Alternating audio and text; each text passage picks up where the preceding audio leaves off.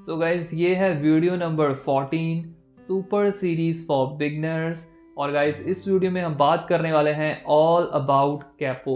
जी हाँ गाइज, ये हमारा एक जो कैपो है, हमारा एक औजार है, एक ऐसा वेपन है जिसके बारे में लोगों को बहुत सारी कन्फ्यूज़न है।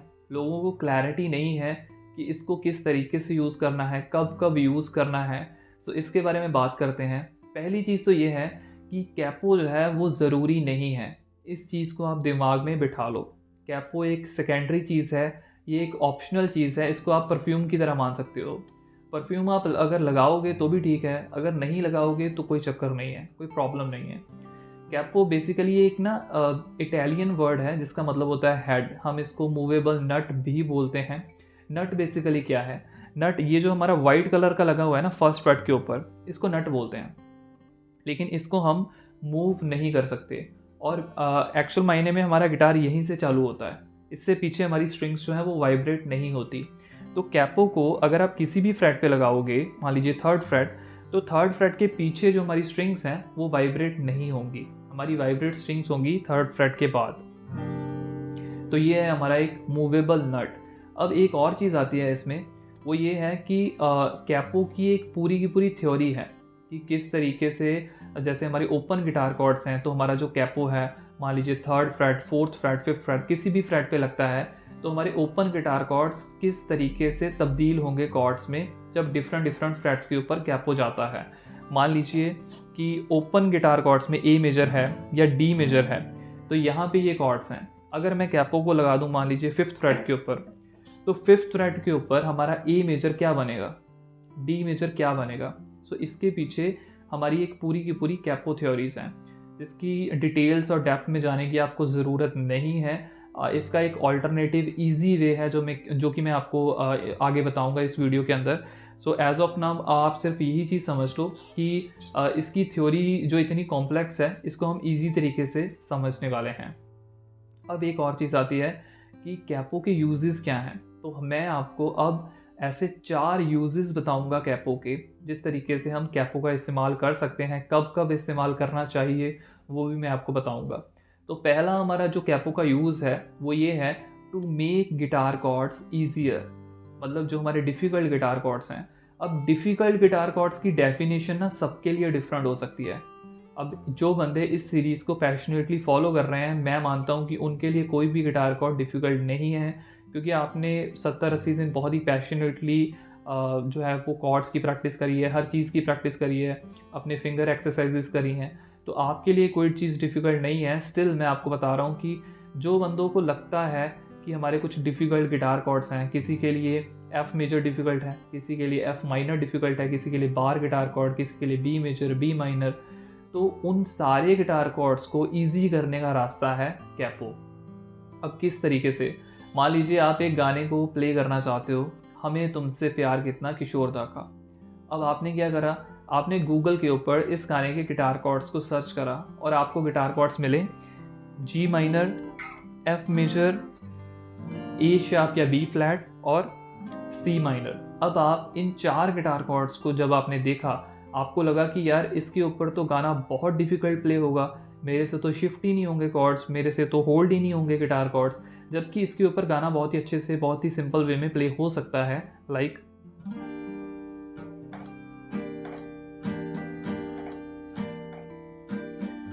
हमें तुमसे प्यार कितना ये हम नहीं जानते, मगर जी नहीं सकते तुम्हारे बिना।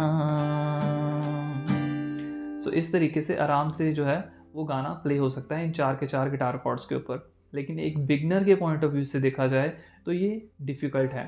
तो अब वो बिगनर क्या करेगा? सबसे पहले उसको अपने मोबाइल फ़ोन के प्ले स्टोर में से एक एप्लीकेशन को डाउनलोड करना है। एप्लीकेशन का नाम है कैपो कैल्सी। अब हम कैपो कैल्सी को डाउनलोड करेंगे। डाउनलोड करके इसको जब हम ओपन करेंगे तो यहाँ पे हमें ऑप्शन आता है ऊपर कॉर्ड्स को फिल करने का। तो हम इन 4 गिटार कॉर्ड्स को यहाँ पे फिल करेंगे।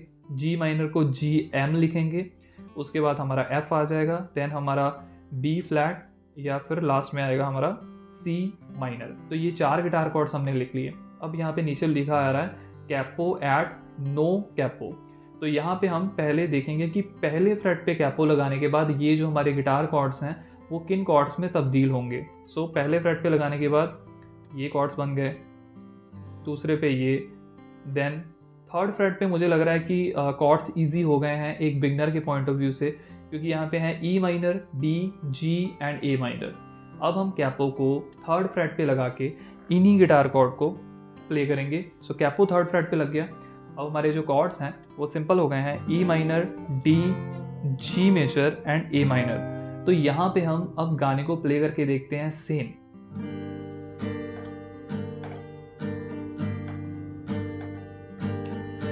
हमें तुमसे प्यार कितना ये हम नहीं जानते, मगर जी नहीं सकते तुम्हारे बिना।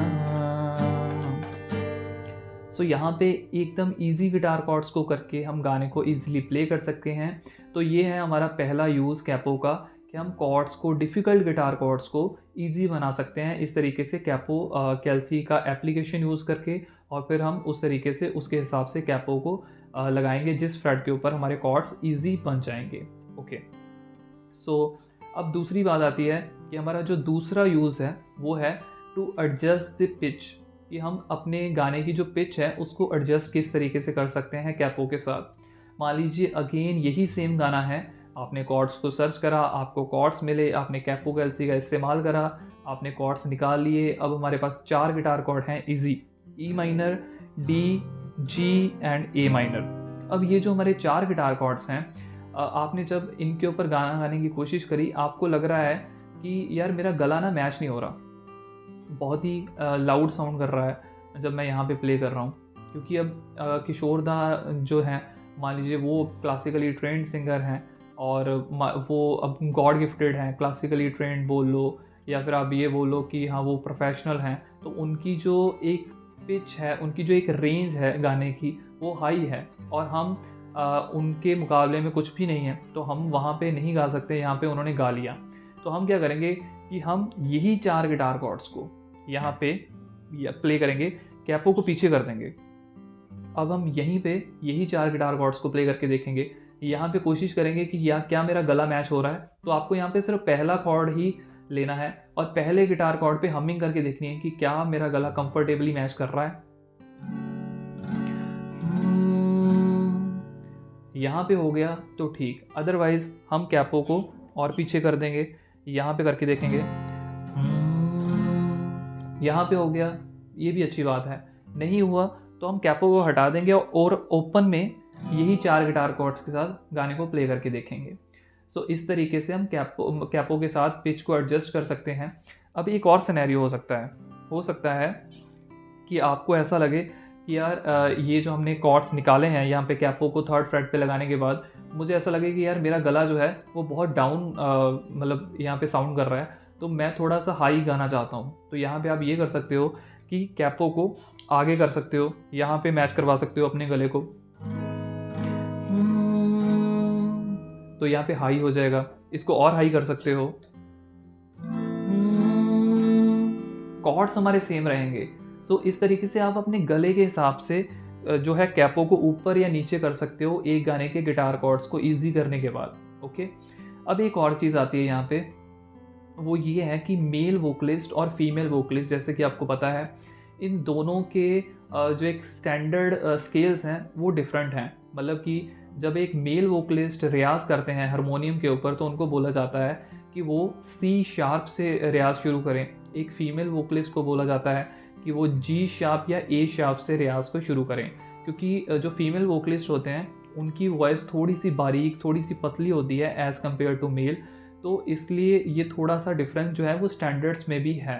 अब मान लीजिए एक सीन है, एक केस है कि ये जैसे किशोर दा ने गाना गाया, तो किशोर दा एक मेल सिंगर हैं। अब अगर किसी फीमेल वोकलिस्ट को यही गाने को गाना हो, पहले तो हमने ये कॉर्ड्स निकाले गूगल से, उसको इजी कर लिया कैपो कैल्सी के साथ। अब अगर फीमेल वोकलिस्ट यहाँ पे गाने की कोशिश कर रहे हैं, तो मान लीजिए अगर उनका गला मैच नहीं कर रहा, तो वो क्या करेंगे, तो वो कैपो को पीछे करेंगे, यहाँ पे करने की कोशिश करेंगे अपने गले को मैच, नहीं हुआ और पीछे करेंगे, नहीं हुआ तो ओपन गिटार कॉर्ड्स में प्ले करेंगे यही 4 गिटार कॉर्ड्स को। तो ये एक फीमेल का पॉइंट ऑफ व्यू हो गया एक मेल सिंगर का गाना गाने के लिए। अब एक और चीज़ आ सकती है कि मान लीजिए कि ये जो गाना है ये किशोर दा ने ना गाया होता, ये लता जी ने गाया होता, तो अब अगेन हमने कॉर्ड्स निकाले, कॉर्ड्स हमें मिले, हमने कॉर्ड्स को इजी करा, कैपो थर्ड फ्रेट पे लगाया, हमें 4 गिटार कॉर्ड्स मिल गए। अब एक मेल सिंगर को अगर ये गाना गाना होगा तो हम क्या करेंगे कि हम कैपो को आगे कर लेंगे अपने गले के हिसाब से, यहाँ पे गाने की कोशिश करेंगे 4th फ्रेट पे, नहीं तो 5th पे करेंगे, 6th पे करेंगे। तो इस तरीके से हम एक फीमेल वोकलिस्ट का जो गाना है उसको एक मेल वोकलिस्ट ने अगर गाना हो तो हम जो है पिच को हाई करेंगे, और अगर एक मेल वोकलिस्ट ने गाना गाया है और उसको किसी फीमेल सिंगर ने गाना है तो हम पिच को जो है वो लो करेंगे। सो ये एक पिच का जो पूरा सर्कल है, आई होप आपको क्लैरिटी मिली होगी कि किस तरीके से एक मेल सिंगर को गाने को एडजस्ट करना है और एक फीमेल सिंगर को गाने को एडजस्ट करना है। मैंने आपको बहुत ही अच्छे तरीके से एग्जाम्पल से समझाया, सो आई होप आपको क्लैरिटी अच्छे से मिल गई होगी। अब गाइस बात करते हैं हमारा जो थर्ड यूज़ है। थर्ड यूज़ ये है कि कई बार क्या होता है, आजकल ये स्पेशली होता है, बहुत सारे लोग इसको ऐसा ट्राई करते हैं कि हम क्या करते हैं कि एक गाने के जो गिटार कॉर्ड्स हैं, मान लीजिए यही अगेन हमें तुमसे प्यार कितना, हमने कॉर्ड्स निकाले, उसके बाद हमने कैपो एलसी में डाले, कॉर्ड्स हमारे इजी हो गए, थर्ड फ्रेट के हिसाब से मान लीजिए कॉर्ड बन गए। अब हम क्या करेंगे कि पिच को बिल्कुल हाई कर देंगे, मतलब कि कैपो को मैंने लगा दिया मान लीजिए 8th फ्रेट के ऊपर, 7th फ्रेट के ऊपर, तो अब मैं वही वाले गिटार कॉर्ड्स को यहाँ पे प्ले करूँगा, लेकिन मैं सिंगिंग जो है वो फ्लैट करूँगा। मैं अपनी आवाज़ को गिटार से मैच नहीं करवाऊँगा, सिर्फ मेरे जो कॉर्ड्स हैं वो ब्राइट एंड शार्प साउंड करेंगे, और इन दोनों का जो मिक्सचर होगा कि फ्लैट सिंगिंग और कॉर्ड्स मेरे ब्राइट एंड शार्प, तो इससे एक बहुत ही अच्छा कॉम्बिनेशन, बहुत ही अच्छा फ्लेवर निकल के आएगा, लाइक दिस।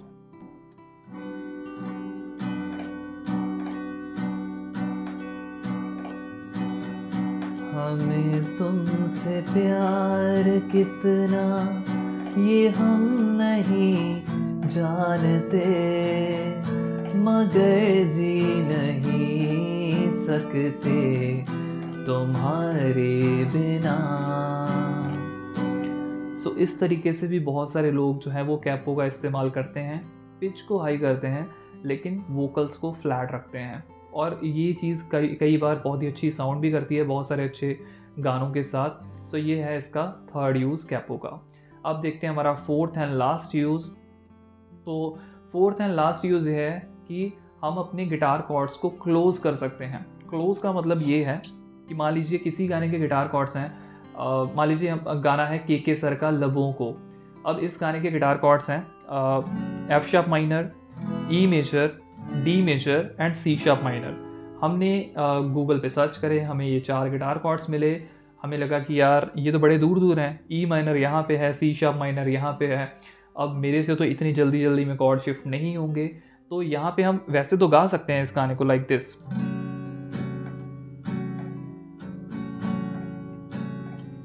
लबों को लबों पे सजाओ,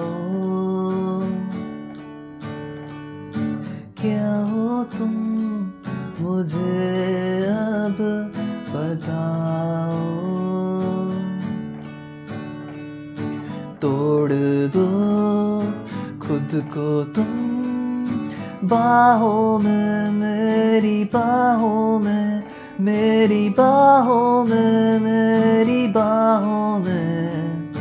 सो इस तरीके से यहाँ पे गाना गाया जा सकता है, लेकिन अब इतनी दूर दूर कॉर्ड शिफ्टिंग नहीं होगी इतनी स्पीड से। तो यहाँ पे हम क्या करेंगे, अगेन हम कैपो कैल्सी का इस्तेमाल करेंगे, इन्हीं 4 गिटार कॉर्ड्स को यहाँ पे फिल करेंगे कि पहला गिटार कॉर्ड है मेरा एफ शार्प माइनर, दूसरा गिटार कॉर्ड है मेरा ई मेजर, तीसरा है डी मेजर, चौथा है मेरा सी शार्प माइनर। तो इन 4 गिटार कॉर्ड्स को यहाँ पे फिल करने के बाद मैं देखूंगा कि कौन से फ्रेट के ऊपर मेरे कॉर्ड्स इजी बन रहे हैं, मतलब क्लोज बन रहे हैं। तो पहले फ्रेट पे ये कॉर्ड्स बनते हैं, दूसरे फ्रेट पे सिंपल गिटार कॉर्ड्स हैं ई माइनर, डी, सी, बी माइनर। तो ये इजी गिटार कॉर्ड्स हैं। तो कैपो लगेगा सेकंड फ्रेट के ऊपर। अब मैं सेम इसी पोजीशन में, मतलब इसी नॉट पोजीशन में, मतलब मैं इसी कॉर्ड प्रोग्रेशन को ट्राई करूँगा, E minor, D, C and B minor. तो यहाँ पे गाने को प्ले करके देखते हैं।